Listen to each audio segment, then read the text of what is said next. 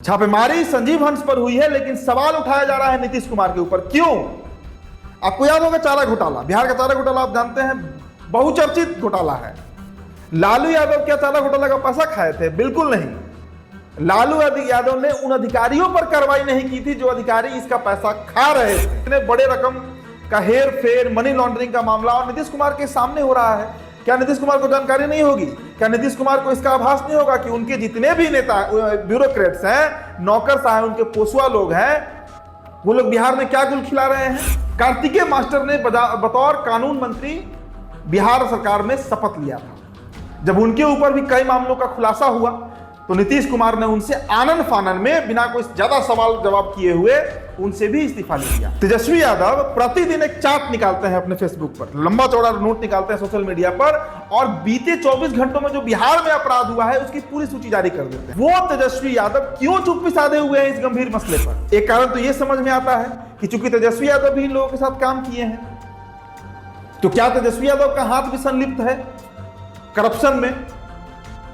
या फिर दूसरा कारण यह हो सकता है कि नीतीश कुमार इशारा कर दिए हैं तेजस्वी यादव को कि हम आ रहे हैं आपके साथ। नीतीश कुमार और उनके जितने भी नेता मंत्री हैं, उनकी पार्टी के जितने भी सदस्य हैं, वो एक बात कहते नहीं थकते हैं कि हमारे नेता नीतीश कुमार जो है वो ना किसी को फंसाते हैं और ना किसी को बचाते हैं।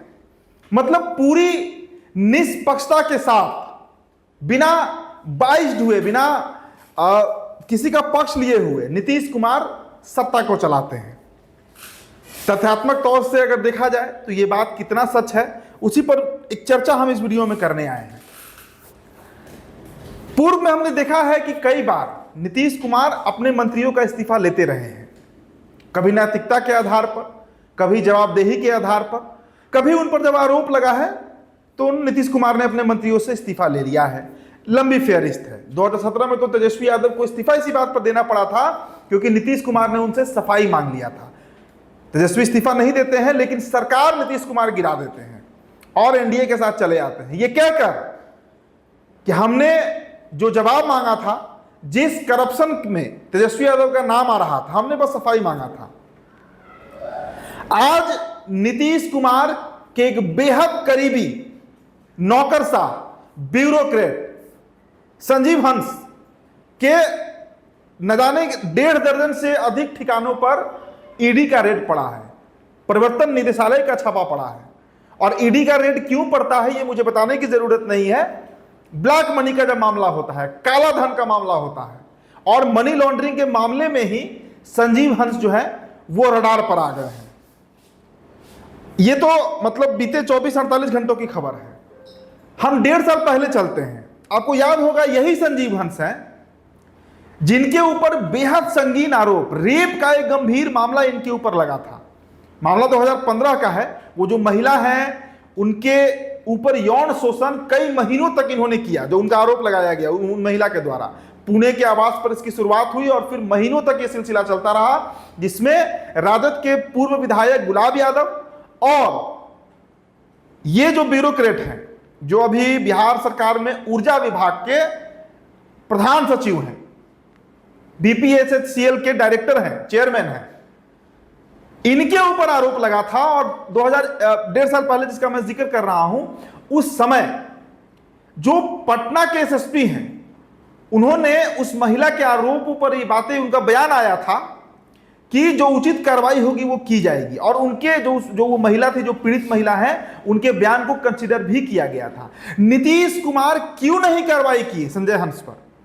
और आज के डेट में देखिए वही संजीव हंस पर इतना बड़ा अभी जो छापेमारी हुई है, जिसमें कहा जा रहा है कि 40 लाख से अधिक, अब तो सिर्फ हैंड वॉच जो घड़ी है वो पकड़ा गया है। कई महत्वपूर्ण दस्तावेज, गुलाब यादव की पत्नी और संजीव हंस की पत्नी के बीच करोड़ों का बिजनेस का पार्टनरशिप है, करोड़ों का इन्वेस्टमेंट है, निवेश किया गया है। कहां से आया ये पैसा? यही तो काला धन का मामला है जिसके ऊपर ईडी काम करती है। नीतीश कुमार क्यों नहीं काम किए? चलिए तो अब थोड़ा आपको हम इतिहास का पहले याद दिला देते हैं। साल 2005 याद कर लीजिए। जीतन राम मांझी नए नवेली मंत्री बने थे, नई सरकार बनी थी नीतीश कुमार की। जीतन राम मांझी के ऊपर आरोप लगता है और उनको बजाते इस्तीफा देना पड़ता है। साल 2009 चले आइए, रामानंद प्रसाद सिंह परिवहन मंत्री थे, उनके ऊपर भी आरोप लगता है और उनको भी इस्तीफा देना पड़ता है। नीतीश कुमार उनसे इस्तीफा ले लेते हैं सिर्फ आरोप लगने पर। देखिए कहीं पर भी दोष अभी सिद्ध नहीं हुआ था, लेकिन नीतीश ने इस्तीफा ले लिया। आप 2020 का प्रकरण याद कीजिए, जब विधानसभा चुनाव संपन्न हुआ और मेवालाल चौधरी, हालांकि उनका तो अब निधन हो गया, शिक्षा मंत्री बनाया गया था, और उनके ऊपर करप्शन का जब आरोप लगा तो नीतीश कुमार ने बिना कुछ सोचे समझे उन्हीं मेवालाल चौधरी से इस्तीफा ले लिया। 2022 से आप याद कर लीजिए, जब सरकार पलटा पलटी हुआ था बिहार में 9 अगस्त 2022, और 16 अगस्त 2022 को कार्तिकेय मास्टर ने बतौर कानून मंत्री बिहार सरकार में शपथ लिया था। जब उनके ऊपर भी कई मामलों का खुलासा हुआ तो नीतीश कुमार ने उनसे आनन फानन में बिना कोई ज्यादा सवाल जवाब किए हुए उनसे भी इस्तीफा ले लिया। और 2017 का तो जिक्र मैंने किया ही कि जब तेजस्वी यादव के ऊपर IRCTC और कई तरह के आरोप गठन हो रहे थे, लग रहे थे, उस समय नीतीश कुमार ने उनसे सफाई मांगा, और जब सफाई नहीं मिला तो नीतीश कुमार ने कहा कि हमने अपनी अंतरात्मा की आवाज सुनी है। इनर सोल की बात की थी नीतीश कुमार ने, अंतरात्मा, और उस आधार पर हमने तेजस्वी का साथ छोड़ दिया और एनडीए के साथ चले आए। तो नीतीश जी जो बिहार के मुख्यमंत्री हैं, सर्वे सर्वा हैं, बिहार का जो सबसे बड़ा पंचायत है विधानसभा, वहां के नेता हैं, 14.5 करोड़ जनता का नेतृत्व कर रहे हैं। संजीव हंस के मामला में आप टाए टाए फिस क्यों हो जा रहे हैं? जिस संजीव हंस के ऊपर इतना बड़ा आरोप लगा, 2015 में एक महिला जिनका बच्चा है, जिनका एक बेटा है, मैं उनका नाम कैमरे पे नहीं लूंगा, मैंने उनका इंटरव्यू भी किया है, चलाया भी था 2021 के, मुझे याद है, उस बच्चे से भी मेरी मुलाकात हुई थी। लालू प्रसाद यादव के आवास पर वो गई थी आवेदन देने के लिए, वहीं पर मेरी मुलाकात हुई थी। मैंने उनको ऑफिस दफ्तर अपने बुलाकर इंटरव्यू किया था। उस पीड़िता की आवाज नीतीश कुमार क्यों नहीं सुनते हैं? किस आधी आबादी की बात नीतीश कुमार करते हैं? उनके एक ब्यूरोक्रेट, और देखिए नीतीश कुमार के बारे में बहुत प्रचलित है ये बात कि नीतीश कुमार जो है वो अपने अधिकारियों को बचाते हैं। इस बार तो साफ दिख रहा है ना कि एकदम बचा रहे हैं नीतीश कुमार। संजीव हंस से क्यों नहीं इस्तीफा मांगा गया? उनसे तो इस्तीफा उसी दिन मांगा जाना चाहिए था जिस दिन उस महिला ने उनके ऊपर आरोप लगाया। वो महिला मांग करते रह गई कि उनके बच्चे का डीएनए टेस्ट और संजीव हंस का डीएनए टेस्ट कराया जाए। क्यों नहीं कराया गया? और कराया गया तो उसका रिपोर्ट कहां है? कैसे संजीव हंस जो है वो लगातार प्रमोशन लेते हुए आज बिहार के ऊर्जा विभाग के प्रधान सचिव बने हुए हैं, नीतीश कुमार के नाक के नीचे। नीतीश कुमार नोज एवरीथिंग, उनको सब कुछ पता है कि उनके अधिकारी क्या क्या गुल खिलाते हैं। जीतन राम मांझी तो कह भी चुके हैं शराबबंदी वाले मामले पर कि नीतीश जी सबसे पहले आप अपने अधिकारियों के घर एक बार रात के 9 बजे के बाद जांच कर लीजिए, पता लग जाएगा बिहार में कितनी शराबबंदी है। और शराबबंदी के मार्फत हर विभाग में, हर क्षेत्र में, अगर बिहार में सबसे अधिक करप्शन कहीं फैल रहा है तो इन्हीं अधिकारियों के चलते फैल रहा है, जिन अधिकारियों को पूरी तरह सत्ता का संरक्षण मिला हुआ है, नीतीश कुमार का संरक्षण मिला हुआ है। यही आईएएस संजीव हंस है जो गुलाब यादव के साथ मिलकर एक मासूम महिला का जीवन खराब कर दिए। आज वो महिला दर दर के ठोकर खा रही है, भटक रही है, लेकिन नीतीश कुमार के कान पर जू नहीं रेंग रहा है। और नीतीश कुमार को तो छोड़िए, हम विपक्ष की जरा बात कर लेते हैं। तेजस्वी यादव प्रतिदिन एक चार्ट निकालते हैं अपने फेसबुक पर, लंबा चौड़ा नोट निकालते हैं सोशल मीडिया पर, और बीते 24 घंटों में जो बिहार में अपराध हुआ है उसकी पूरी सूची जारी कर देते हैं कि यहां पर यह घटना हुआ, इतने बजे सिवान में घटना घटा, तो इतने बजे झंझारपुर में घटना घटा, तो इस समय फलाना समय मोतिहारी में हुआ, गोपालगंज में हुआ, कटिहार में हुआ, भागलपुर में हुआ, बक्सर में हुआ। वो तेजस्वी यादव क्यों चुप्पी साधे हुए हैं इस गंभीर मसले पर? देखिए ये मामला कोई छोटा नहीं है। छापेमारी संजीव हंस पर हुई है, लेकिन सवाल उठाया जा रहा है नीतीश कुमार के ऊपर। क्यों? आपको याद होगा चारा घोटाला, बिहार का चारा घोटाला आप जानते हैं, बहुचर्चित घोटाला है।